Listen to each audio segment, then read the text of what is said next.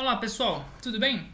Então vamos começar a nossa aula sobre agora circuitos de corrente alternada. A gente introduz aí um pouco os elementos do circuito, circuitos osciladores, um LC, um RLC, né? Então vamos agora mudar o seguinte. Antes, no último vídeo nós temos um RLC em série com uma bateria de corrente contínua. Então ela sempre colocava a mesma tensão nos terminais nos seus dois polos que vão se conectar com o circuito. Agora, a gente vai colocar uma fonte de tensão alternada, né? E cossenoidal. Então, a gente vai particularizar esse tipo de tensão pelo seguinte motivo, porque qualquer outro tipo de tensão variável, né, uma tensão triangular, uma tensão dente de serra, enfim, uma tensão quadrada, a gente pode fazer o que a gente chama de análise em frequência, né, que é decompor um sinal periódico em suas componentes harmônicas e estudar cada uma delas separadamente. Então, por isso que a gente separa, né, para o estudo introdutório, uma tensão cossenoidal ou senoidal, tanto faz. Tudo bem, porque a gente pode fazer uma decomposição em frequências, né, com o que a gente chama de análise de Fourier, certo?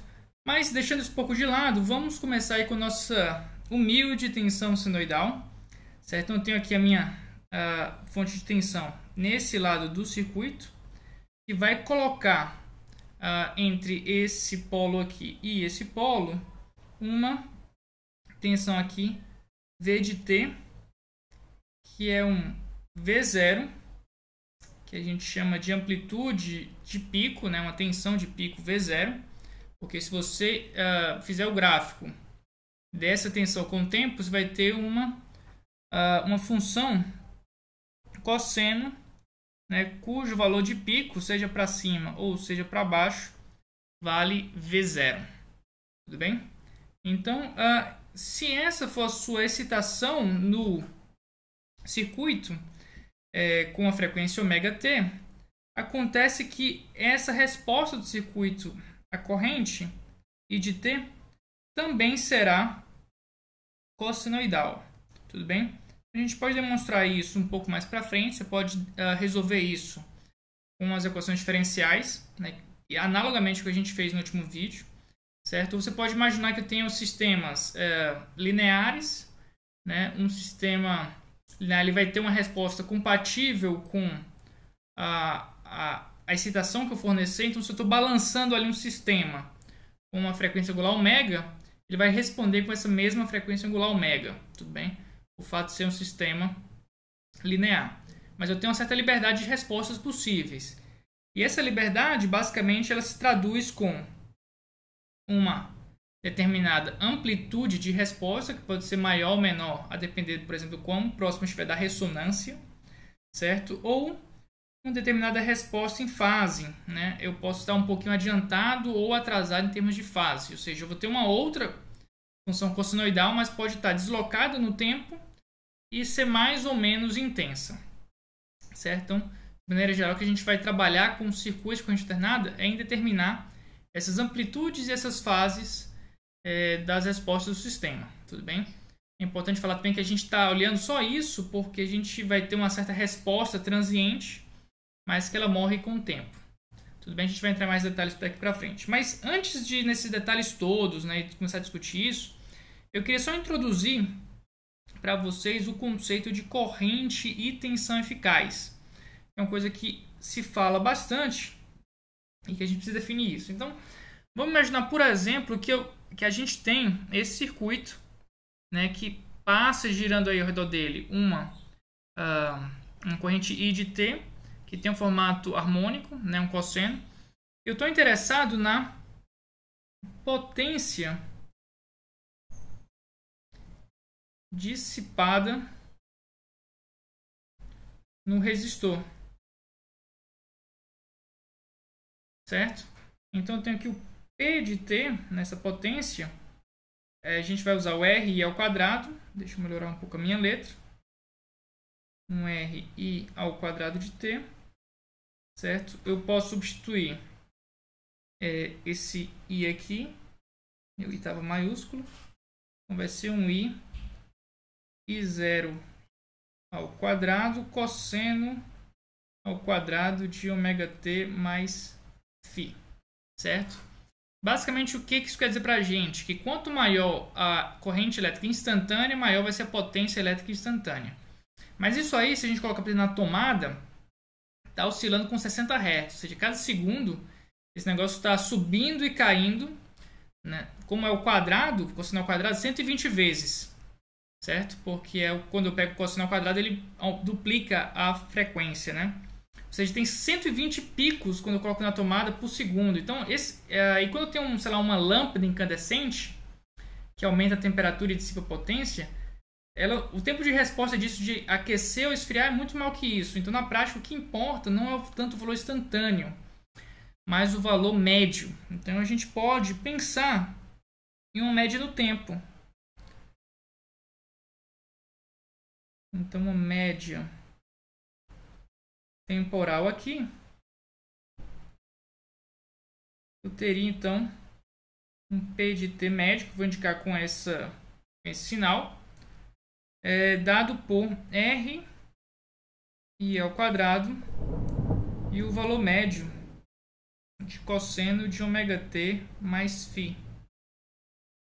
Certo? Então, a gente precisa calcular aqui que é esse valor médio. A definição formal dele, tudo bem? Do valor médio disso, a gente escreve como sendo o seguinte: 1 sobre o período de uma integral aqui de 0 a t dessa função dt. Tudo bem? Então, isso aí é o que a gente acaba definindo, né? Esse período aqui pode ser o período simples, né? Ou pode ser dois períodos, 3 períodos, tanto faz, né? E aí a gente vai pegar o período onde... Vamos pegar um período do cosseno original, né? Onde esse ômega é igual a 2π sobre t. Tudo bem? Então, esse tzão aí, que é o período, ele vai ser 2π sobre ômega. Mas isso aí não importa muito para mim, por hora, né? Esse valor médio que a gente vai ter, certo? Como a gente está pegando um período inteiro, então a fase inicial, por exemplo, não faz tanta diferença. Então, a gente vai ter que esse valor médio de ômega t mais φ, por exemplo, é o mesmo valor médio de cosseno de ômega t. Tudo bem? Porque basicamente eu estou transladando um pouquinho no período. Tá? Mas uma vez que eu pegue o período inteiro, tanto faz essa fase adicional ou não. Então eu posso simplificar um pouco esse φ aqui de baixo. Então isso aqui vai ser 1 sobre t, né? De 0 a t aqui, cosseno ao quadrado de ômega t dt. Esse valor médio, gente, certo? Então você pode desenvolver essa integral aqui, mas basicamente o que está acontecendo é que você tem isso aqui, essa função, né? E esse cosseno está fazendo isso aqui. Ele começa em 1, está indo a 0, em 1, está indo a 0, em 1. Tudo bem? E aqui a gente teria... Começa em 1, quando está em π é menos 1, que é o quadrado, dá 1 de novo, e aqui tem esse cara aqui. Então, basicamente, o valor médio disso, quando eu fizer essa integral, vai ser um número bem bonito, que é igual a meio. Tudo bem? Então, basicamente, a interpretação disso, né, do valor médio, é um valor que essa área aqui sobre esse gráfico dessa linha preta é igual a essa integral nessa área com bolinhas vermelhas. Tudo bem? E aí, no caso de uma função cossenoidal, isso aqui vale meio. Tudo bem? Então, vou fazer isso aqui para a gente conseguir andar um pouco mais rápido. Basicamente, isso é um resultado puramente matemático. Então, esse valor médio do cosseno dá meio. E, portanto, se eu voltar para essa expressão aqui, nós teremos que o valor médio de P de t vai dar igual a R e 0 ao quadrado, que era o valor de pico da corrente, sobre 2. Certo? E o que a gente vai definir como corrente eficaz? Uma corrente em que se eu tivesse ela um valor constante, ele daria a mesma potência média da corrente alternada. Então, eu estou procurando uma corrente tal que vale essa relação. RI ao quadrado mais o I eficaz tem que ser igual à potência média do circuito de corrente alternada. Então, o IF é definido como essa equação. Então, esse R com R corta, e vamos isolar o I eficaz tirando uma raiz. Portanto, o I eficaz é igual ao I0 dividido por raiz de 2. Isso aqui é uma fórmula que muita gente encontra aí nos livros e é assim que se demonstra esse resultado. Tudo bem? Isso aí eu fiz as nossas contas com a potência gerada com um R ao quadrado, mas eu poderia pensar de qual seria uma tensão eficaz, né? Usando, por exemplo, V ao quadrado sobre R na fórmula da potência. Então, nós podemos dizer que, analogamente, e de fato é bem análogo, porque é ao quadrado também, a integral que vai aparecer no termo médio também é um V ao quadrado, que é cossenoidal, então vai virar um cosseno ao quadrado, cujo valor é igual a meio, e eu tenho uma raiz e eu tiro uma raiz, fica raiz de 2. Tudo bem? Então você pode fazer isso como exercício, mas a gente pode definir da mesma forma um V efetivo, que é igual ao V0, V de pico, sobre raiz de 2 também.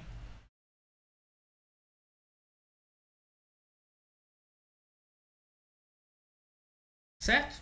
E isso é uma escolha bem conveniente de quantidades. Por quê? Porque note que a relação que vale instantaneamente V de T igual a R. Vou colocar o VR aqui. Tá? Então, atenção só na resistência. RI de T, né? A tensão no resistor, nos terminais dele, é um RI. Isso também vale para o V eficaz R igual a I eficaz, né? Estou colocando aqui simplesmente a tensão efetiva atuando sobre um resistor ali, certo? Então, basicamente, e eu vou colocar esse aqui V de pico, porque aí fica uma coisa mais geral. Então, V de pico aqui, e aqui também um I de pico.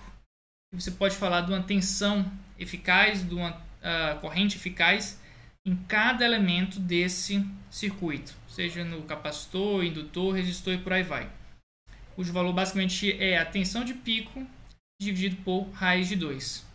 E só a gente falou tensão de pico, tensão eficaz e tem, por exemplo, uma tensão aí, para a gente encerrar e ficar bem completo, né? Uma tensão ou corrente de pico a pico. Então também é outra quantidade que é muito como se vê em livros, né? Basicamente, isso aqui é bem fácil de enxergar. Você tem uma função ali harmônica. Você tem o valor de pico, né? Vamos colocar tensão para corrente análoga. Isso aqui seria o V de pico e a tensão a pico seria isso aqui. Tensão de pico a pico. Certo? E basicamente você percebe que para uma tensão cossenoidal ou senoidal, isso aqui vale 2 vezes a tensão de pico. Ok? Então, com isso a gente encerra esse primeiro vídeo. Continue nos acompanhando. Se você gostou desse conteúdo, se inscreve aqui no canal, curte o vídeo e compartilha com os amigos. Tudo bem? Um forte abraço e até a próxima. Tchau, tchau.